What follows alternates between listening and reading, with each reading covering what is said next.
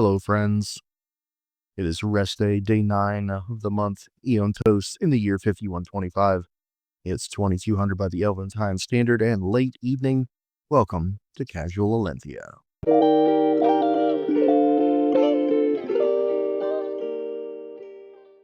The Ebon Gate is now over. I'm still trying to deal with all the inventory issues. Still have a few of those breakable hearts. Since I have 5 of them, I'm going to make a little script that way it can clean up the rest of them for us.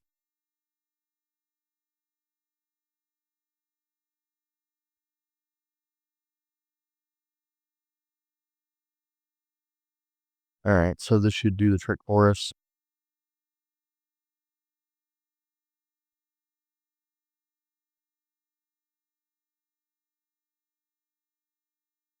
Essentially, we just did this 5 times, get the heart from the pack, tap the heart, stow everything, get any coins that are left over. Most of the items that have blood stained in the names are just going to be sold to the gem shop or the pawn shop. So let's head on over to the gem shop. You'll find that most of the items from the breakables sell for a flat value like 192 silver.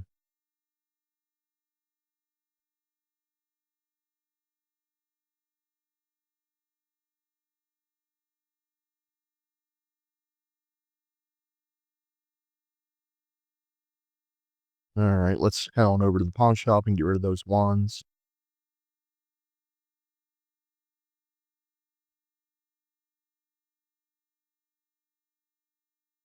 Extremely low value here, but it all adds up.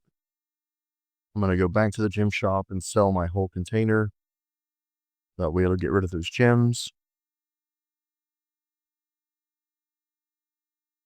And then we'll go to the consignment. That'll take care of those crystals.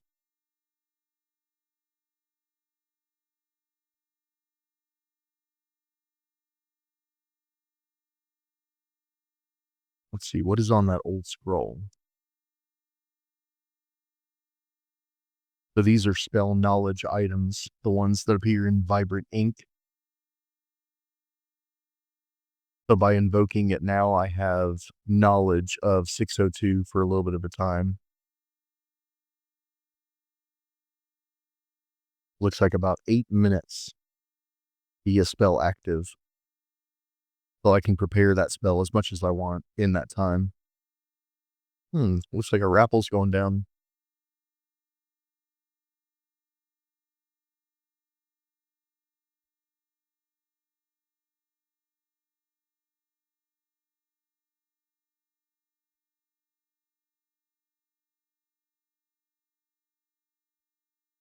Looks to be a Twilight Hall raffle. Let's see, what else can we get rid of? Have a coffer.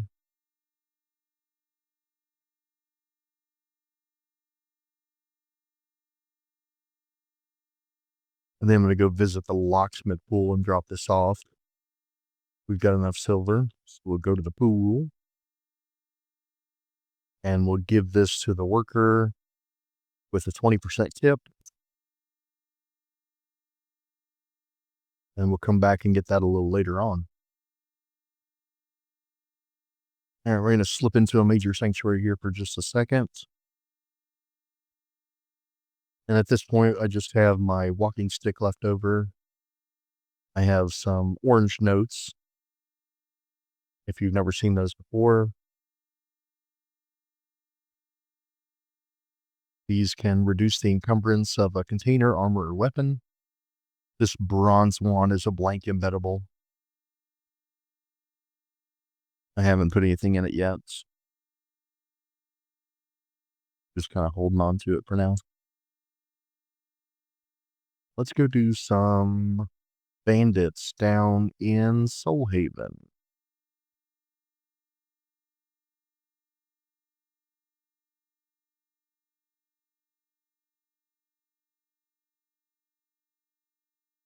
So they're going to try and give me creatures, but I don't really want creatures. I want bandits. We can actually use one of the boost bounties.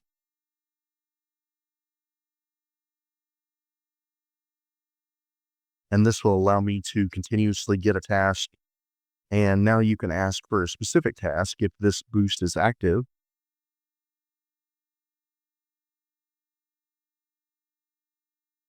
So we're going to ask for task Bandits. And now let's head on over to the guard.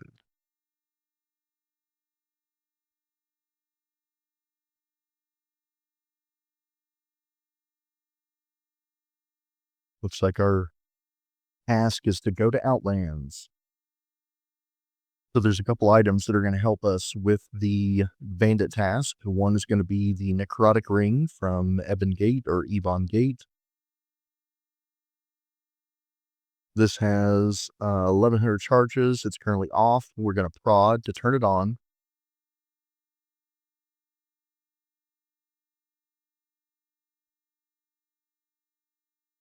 All right, now that once that's on, we're also going to turn on the ocarina. This is a prize from the undergrowth of Bittermore Woods, the Witch's Hut. We've got about 1100 charges on this as well. And I think Raise is going to turn this on for us. So we're going to go ahead and apply that.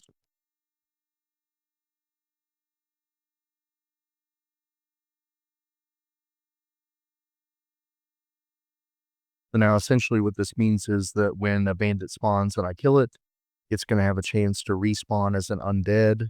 And the effects from the necrotic ring as well as the ocarina are both going to be applied.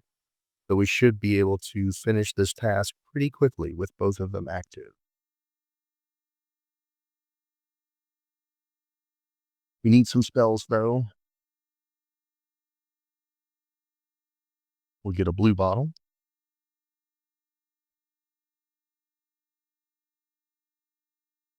And the sapphire pill will give us all the spells that we currently know how to cast.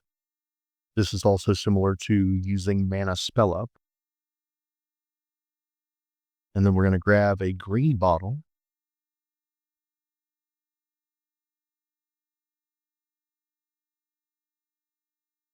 And that's going to give us what the invoker would normally give us. So we're armed to the teeth.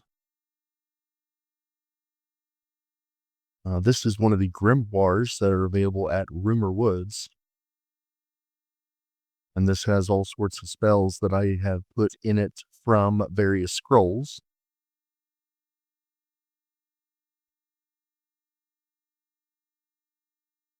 We'll turn on Arcane Decoy. We'll turn on Flaming Aura.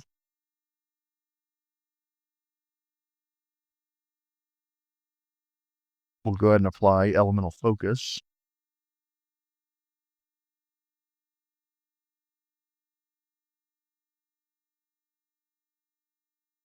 Put on Benediction.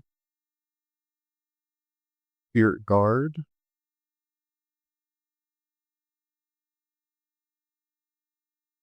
The Foresight. Warding Sphere. Faith Shield.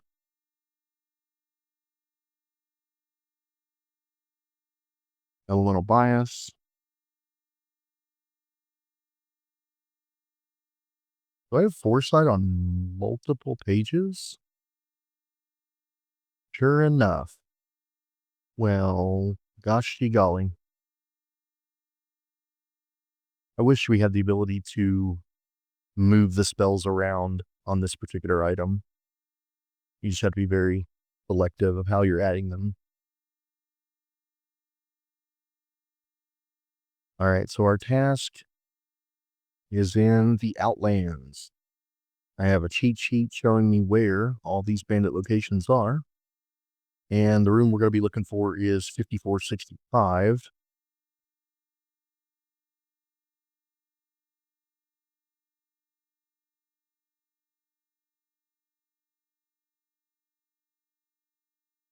Let's head that way.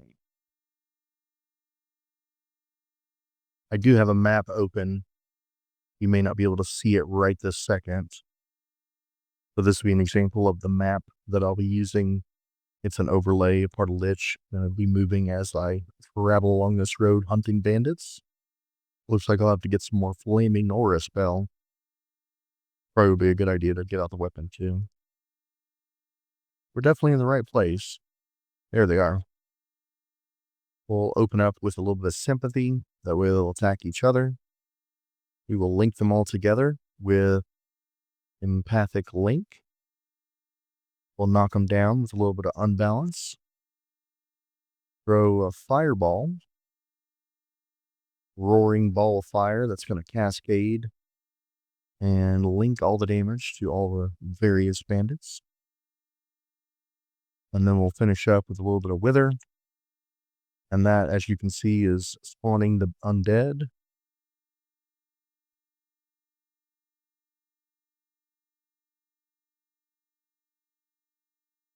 And it looks like they left us a blue sapphire. We have 21 more to go.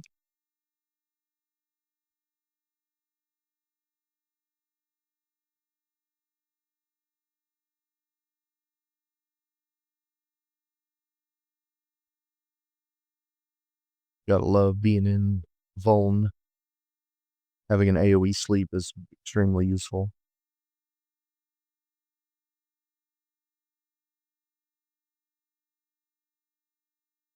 More fireball, more withering, and they pretty much just melt like butter.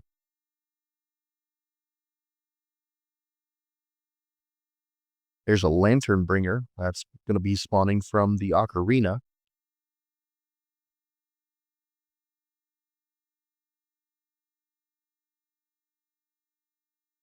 All right, so we've got Brigand, Ghostly Half-Heaven Brigand that came from the Necrotic Ring, and the Lantern Bearer that came from the ocarina. So both items appear to be firing as intended.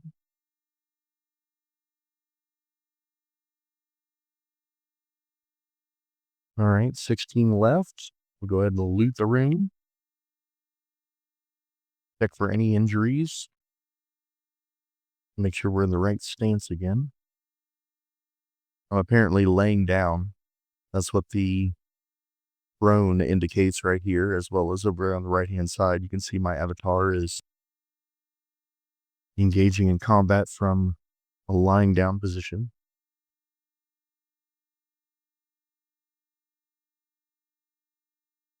This Rolton is 4 feet at the shoulder.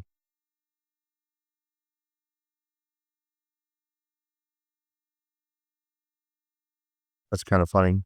This species is reputed to have even killed a lord or two. I believe it.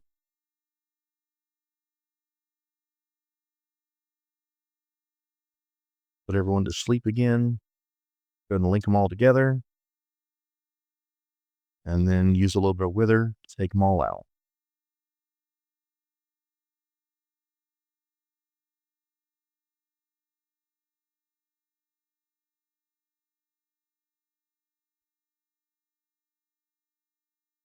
The symbol of sleep is just too powerful. I love Vuln in every way, but the symbol of sleep is just OP as heck.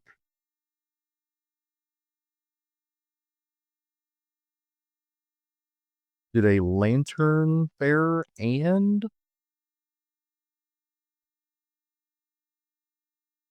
did I get the ocarina and the necrotic ring there? Make sure everything's asleep and let's go back up and check it out.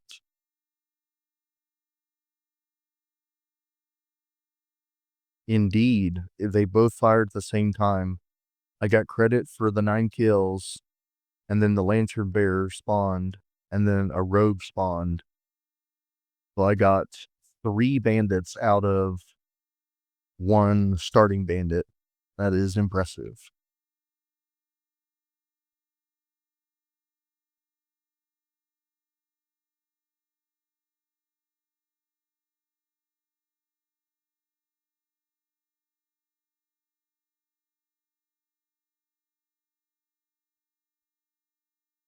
And I do use an alias called Die, which is just pretty much use wither on a target that's available in the room. There I am laying down again. Go ahead and put everything to sleep. Let's stand back up with Surge. Go ahead and link everything together again. And then send everything to the Nether.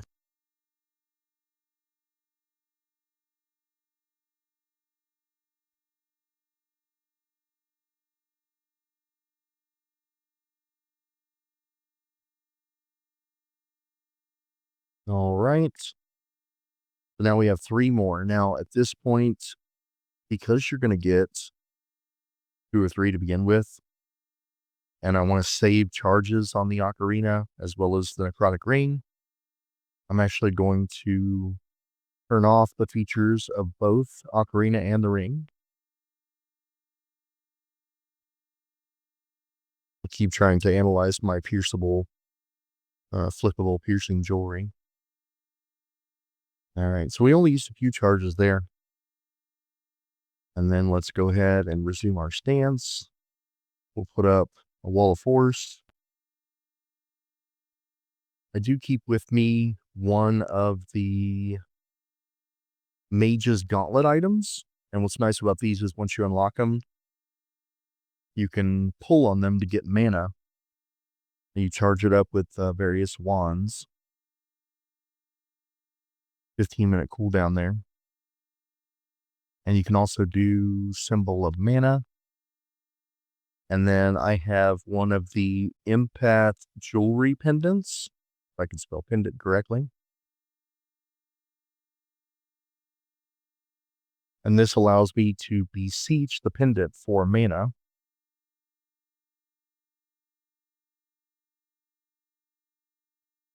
All right, so we got 3 left. Now we should be able to knock them out. Oh, there we go. It looks like we have all 3 of them here. Once again, we pretty much do the same thing. We link them together and then use Wither to finish them off. We'll toss out a little bit of Unbalance. This spell got a lot more powerful since the spell disabler updates. 5 mana, cause absolute chaos against monsters. And now we have completed that task. So let's head on back to town. And then we'll use the Urchin Guides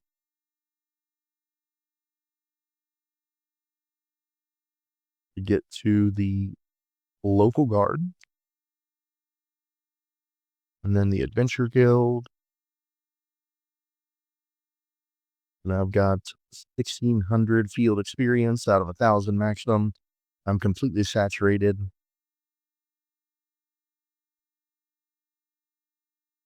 Let's head on back to the landing.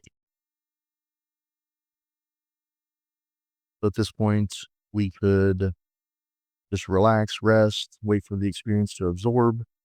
You can continue to hunt and gain treasure. You can go roleplay. You can sort your items. Lots of stuff to do in Gemstone. And it's really just a personal preference, whatever you want to do. I'm going to go sell my spoils of war. Go to the gem shop again. Sell the whole pack.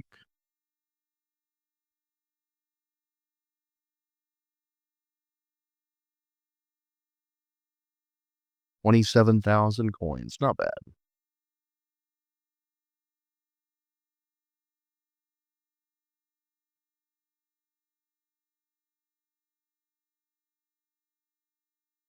I do keep one of the Luminous brooches. I can rub it once a day to absorb some experience. So we'll go ahead and do that.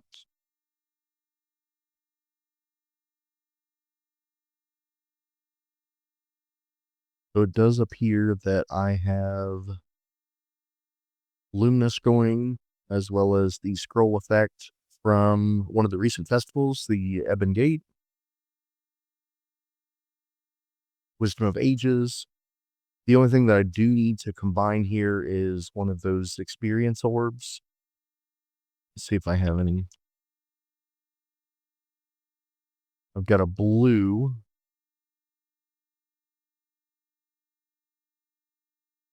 I do have some in the family vault. These are the account attune orbs. They did just make an announcement, I think earlier today, that going forward, the orbs that you get from the various festival boxes are going to be character attuned instead of account attuned. So I'll have to make sure I keep the account attuned ones separate from all the other ones. But yeah, that's a little bit of casual Elanthia gameplay. Nice little half-hour session there. I'll probably go ahead and wrap up this particular one, but if this is something you want to see more of, keep an eye out. We might have a few more of these coming down the line. We'll see you next time.